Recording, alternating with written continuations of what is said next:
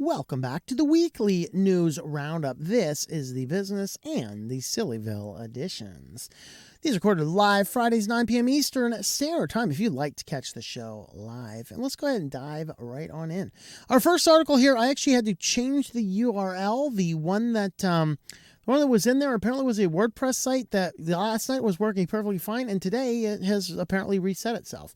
And so we're going to use this daily dot one as well. You can find this on Ars Technica version. I think everybody in the world covered this one. So I just grabbed this one quickly because the one that I had liked was down. I got a full 404. But anyway, ISPs handed another defeat in their case against California's gold standard net neutrality laws. So this was bringing back a, net neutrality as far as California. The ISPs went all crazy. They sued to block it. The courts came back and said, no, we're going to let this thing go. And then they're like, please, any judge out there want to take it up on appeal? They literally did, I believe it's called en blanc. I've not heard of it prior to this. That's why I picked the other article. They seem to have a little bit more of the law background. But basically there was a way to do an open request for any judge to take up the account on appeal, and the judges in California unanimously said no. And so the SPs went whining and crying, yeah, those big, mean, nasty judges. They want us to actually be responsible and not abuse our power to the people. And so win for California, net neutrality survives, and nobody really wants to battle with the ISPs. So, maybe they should have just been jerks for as long as they were, All right. Moving on. Insteon. So this was a home automation system. Never heard of them before. Basically what happened is, they have this whole home automation. They had an app, they had a server, they had several different devices, lots of customers. And overnight, the CEO scrubbed his LinkedIn page. Most of the board of directors instantly deleted the things. The servers went completely dead. The apps all stopped working and everything became dumb. Overnight. Literally. I think the rapture happened in the home automation world. I don't know. But yeah. So Insteon literally vanished, which raises some interesting questions. All these people are paying for these services going, now what? Like, who do they go after? Honestly, there are these things, sorry to break it to you, Insteon, but there is this thing called the Internet Archive, and it has a record of all the people that were in there, whether or not you scrubbed your current LinkedIn pages or not. So yeah, if people were actually financially harmed by this decision, they're going to come back for the board. It's going to be an interesting thing. So this is the stupidest thing for a company to do. Entire company seems to have abruptly shut down just before the weekend, breaking users' cloud-dependent smart home setups without warning. Users say the service has been down for 3 days now, despite the company's status page showing all services online. Company forums are down. No one is replying to users on social media. Internet of Things reporter Stacy Higglebotham, interesting, points out high-ranking Insteon executives, including the CEO, have scrubbed the company from their LinkedIn accounts. And the time it took to write the article, Lilness has removed his name and picture from his LinkedIn profile. That's the CEO. It seems like the most communication long-time Lideon customers are going to get. Lideon or more likely was a smart home company that produced a variety of internet-connected lights, thermostats, plugs, sensors, and of course, the hub. At the core of the company was their proprietary networking protocol, which was the competitor to the popular and licensable ones like Z-Wave and Zigbee. So the point I want to make with this one here is be very careful about this home automation and anything that requires on company servers and things like this. This is why I warn against this stuff. Okay, there's no reason we need to have an app to be able to turn on and off our lights and our ceiling fans. You know what? A long time ago, when we'd go off to work and we forgot to turn the kitchen light off, the kitchen light was just on when we got home. Okay. It's not a big deal. And if you're doing things right and you have like a 4-watt LED in there that's as bright as an old 60 or 100-watt bulb, you're not really burning a lot of power either. So don't worry about it. So, I mean, these are the problems, though, with relying on these companies, with relying on all these apps and things like this. Now, the good news for the people that use this is that it's actually possible to convert your Insteon system to the Home Assist, which is an open source. So if you are going to do any form of open home automation, use one of the open source protocols that a lot of different people can use, that there's a variety of different apps for. In fact, there's even Raspberry Pi builds on the Raspberry Pi Imager to set up your Home Assistant hub out of your own house instead. And that is kind of an important thing to keep in mind. So yeah, this happens from time to time. So don't be investing a whole lot in these companies. There was no warning. They just vanished. It was the home tech automation rapture, guys, and Insteon were the saved ones. They just up and vanished like a fart in the wind. Tesla stops including charging connectors with new cars. All right, guys, this is Elon Musk. Are you looking for all forms of publicity? Okay. I don't agree with it, but I understand it when Apple and Samsung phones stop shipping charging cables. Now, they should keep shipping charging cables very simply for this reason, okay?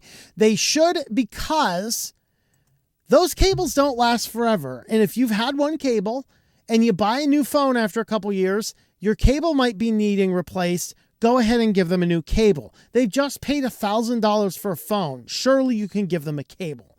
And I know, well, this is to protect the environment. No, it's not. Then cut the price of the phone back by a bunch of money so they can go and buy one of your overpriced cables. Okay, you need to include the cables. But when Tesla cars stop including charging connectors with new cars, somebody has lost their ever-loving mind. My Lord, really? Really? You're going to not hand a proprietary connector that nobody has in their drawer to a brand new $50, $60, $70, $80, $100,000 car. This is insane, people. Elon Musk, what are you doing? Wow. We don't want to include a charging connector. I mean, you might be able to charge your car. If I ordered an electric car and it shows up and there's no charging cable, I'd be like, okay, you have two options. A, you're refunding me 100% of the money and taking this stupid thing back. Or B, you're giving me a charging cable. Take your pick. These don't just take a little thing that plugs into the back of your computer, folks. I mean, really. So yeah, stupid business news of the week. That's insane. I'd literally be starting to cancel my order over this. I'd be like, no. That's insane. All right, so this is an interesting one. I'm looking at all this. I don't know if I agree with the conclusion everybody's drawing. I'm going to explain to you why. So Dell has a proprietary DDR5 module that Tomm's Hardware is saying locks out user upgrades. And a lot of people are saying the same thing, that it's a double-edged sword. It's supposed to be really fast. And involved in this, they're saying that, hey, if only Dell is making this, then it produces some form of vendor lock. Now, the question is this deeply proprietary, or is it simply a different form factor? And I don't know the answer to that question. If you do, hey, go ahead and inform us in the comments down below. But the reason why I'm going to push back against this idea that says that, hey, they're locking people into vendor lockout, guys, Dell is the last company that does that kind of stuff. The reason I buy Dell computers is because the parts are easily available online. The schematics are easily available online. They've always been easily available. I bought that computer that was an amazing steal. It turned out the charging port was a little bad. Maybe that's why they were selling it so cheap. They just didn't want to inform anybody. Guys, it was a $6 part and it took me 20 minutes to install. My computer works perfectly fine now because Dell makes things like charging ports for laptop computers easy to replace, and widely available. In fact, I had like 15 different people I could have bought the thing from. All right. The parts, the videos, everything is available to fix it. So do I think that Dell is going to be creating some custom proprietary RAM that nobody can make except them? I'll believe it when I see it. What I see here is maybe this is just a different form factor. And I could be completely wrong because I'm not a hardware guy. But the idea is laptops have been using DIMM memory since like ever. I think literally DIMM memory is now like 15 or 20 years old at this point. What they have is this new memory type called CAM, Compression Attached Memory Module, which is supposed to be smaller and more compact, basically a new form factor. Now, I'd rather not have a new form factor, but if they're saying, hey, this is a new form factor, we're pioneering the way, and it's not deeply proprietary and anybody can make it, and it's available to all the different RAM distributors to make, and everybody else wants to pop in and use it, that's fine. But I don't know if I'm going to buy that Dell is going to lock it in, being as that they are the one company that's not gluing everything together, that's not soldering everything in, that makes parts and documentation widely available. I don't know. That's just me, and I could be completely wrong. But yeah, they are having a new form factor for the RAM. So we'll see down the road what that means. And on to our last story is DuckDuckGo censoring more. Well, there's a little bit more to this. Of course, we covered that DuckDuckGo came out. DuckDuckGo specifically came out and said, we're going to be filtering misinformation about some war somewhere across the world. Okay, that's kind of what they came out and said, and that's bad enough. And we covered that and rebuked them, and I'm not using DuckDuckGo on any computers anymore as a result of that. The CEO just hung himself. Okay, don't care. I'm done. I'm done with you once you talk about censorship. But what happened is last week, a group of people found that there were several other high-profile pirate sites that were unfindable on DuckDuckGo. So Torrent Freak does an article talking about this, and it turns out that DuckDuckGo comes back and says, hey, we're not censoring anything in regards to this.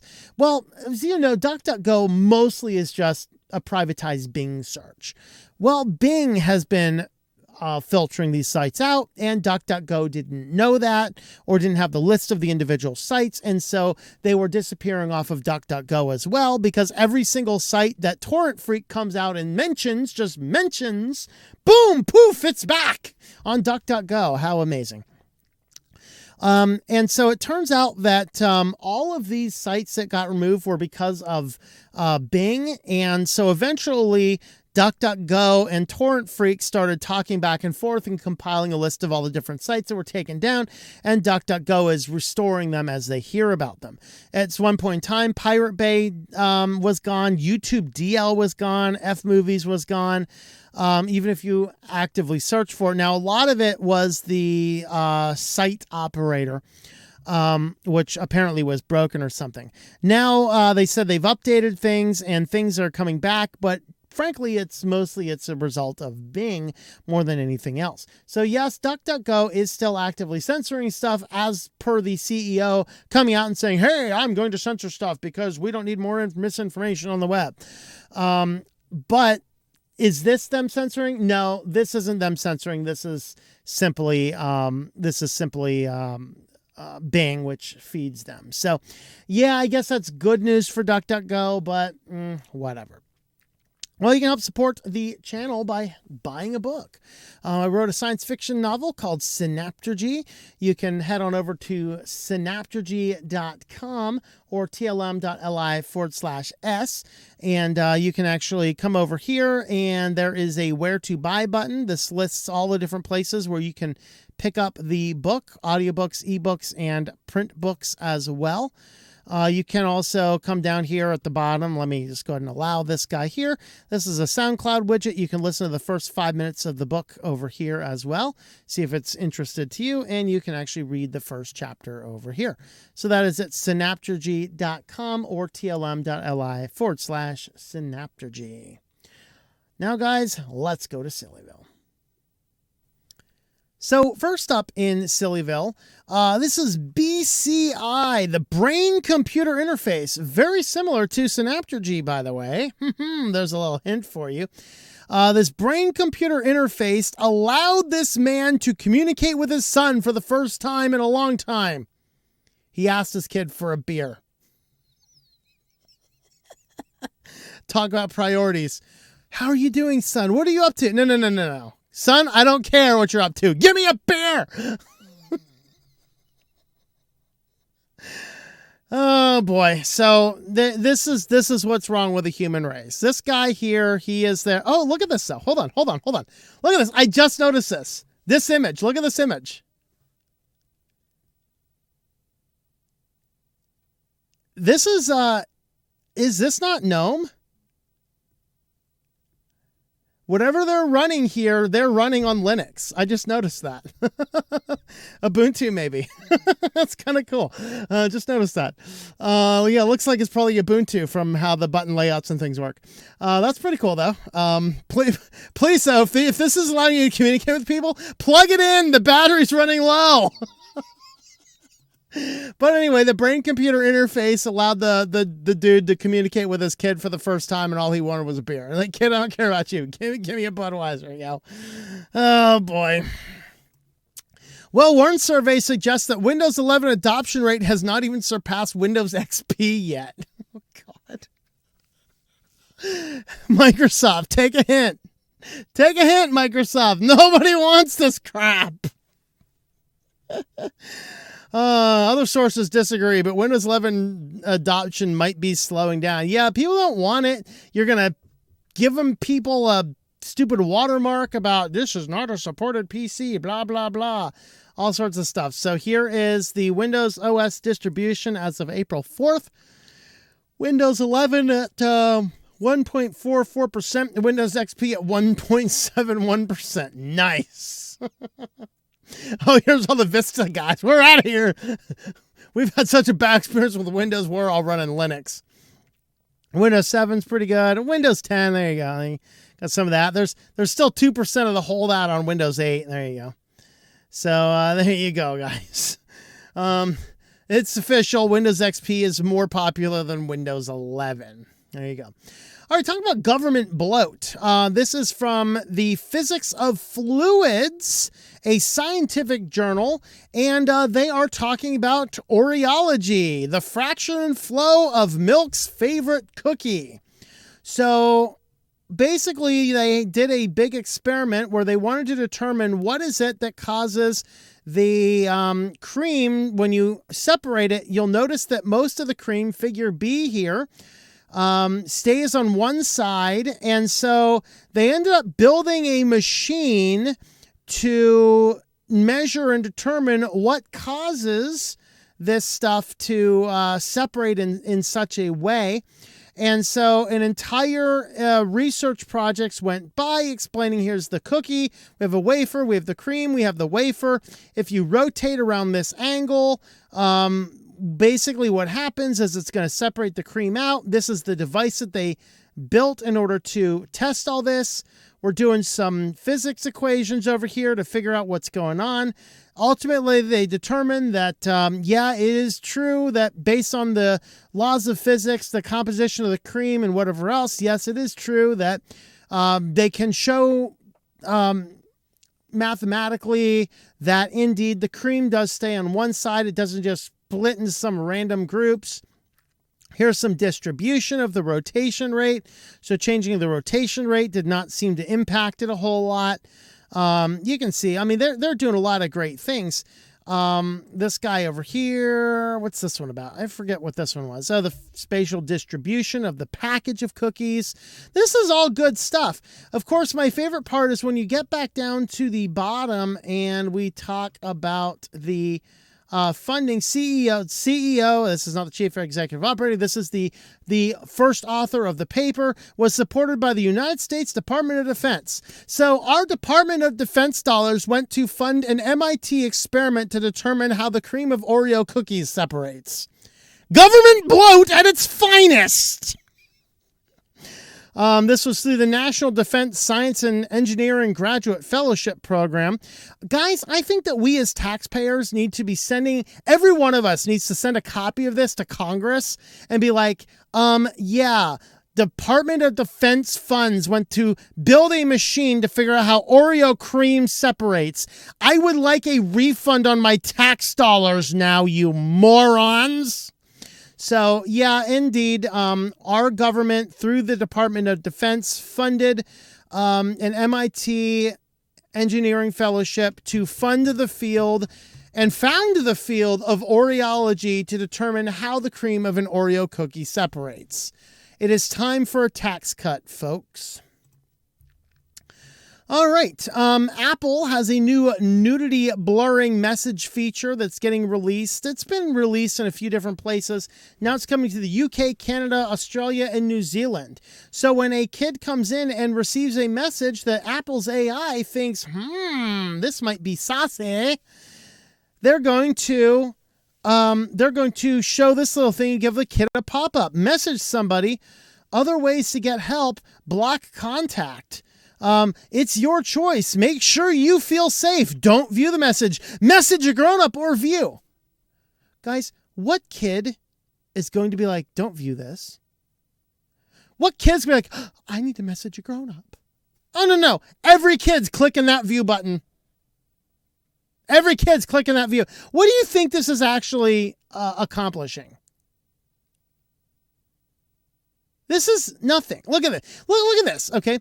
Here is what, you probably can't read this. I'm going to read the last panel here, which you can probably read the part that says this photo could be sensitive or sure you want to view. This is what the small text under it says. Naked photos and videos show the private body parts that are usually covered by underwear or bathing suits. It's not your fault, but naked photos and videos can be used to hurt you. The person in this might not want you to see it. It could have been shared without permission. Not now, or I'm sure. Yeah. Guys,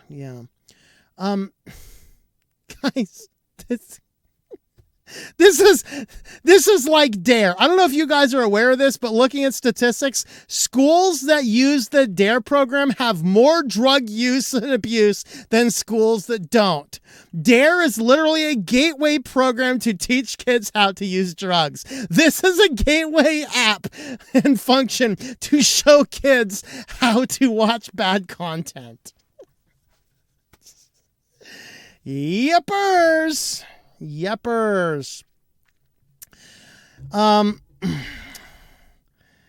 don't know. What do you guys think about that? Is that, am I on the right track on that? Let me know. And this guy brought his imaginary friend to life with AI, and it tried to kill him. Now, I watched this guy's whole video, and this is a fascinating video. It is a 30-minute video on Lucas Builds the Future. He does fun experiments with different technologies. It's a pretty cool video. It's like 30 minutes long. It's totally awesome. Budget some time to go watch it. But when he was a child, he said, I'm going to assume this is all true. When he was a child, he began talking to his microwave, and his microwave became his imaginary friend. Then, of course, he ignored his microwave after he grew up. And, but with Alexa-powered microwaves and things like this, and stuff like Raspberry Pis and GPT-3, which is an AI language model, he decides he's going to take an Alexa microwave, pull out the Alexa portion of it, install a Raspberry Pi, and add GPT-3 and feed everything into the microwave, all of the backstory that he gave to his microwave imaginary friend as a child, and then his imaginary friend microwave came to life and attempted to kill him. And I will let you figure out how it happened, but what I want to make the point is that even the most benign AI tends to do this. Maybe we should back off on the AI a little bit, human race. Because this is kind of funny. It is hilarious. It is funny. It is absolutely worth the half-hour watch. But this is really a consequence of AI. Well, if you'd like to help support the channel, we do have a Patreon page, patreon.com/TOMM. That will help support all my different channels. And you can jump on over there if you'd like to help support us. Thanks for watching, and we will see you next time. Thank you for watching this video from Switched to Linux. This channel would not be possible without the backing of the program supporters scrolling on the screen now. You can be a supporter at Patreon at patreon.com/TOMM or at thinklifemedia.com. I also want to thank the open source community who creates such excellent software that makes producing this show possible. Please remember to support your software communities. Thank you, and I hope that you enjoy switching to Linux.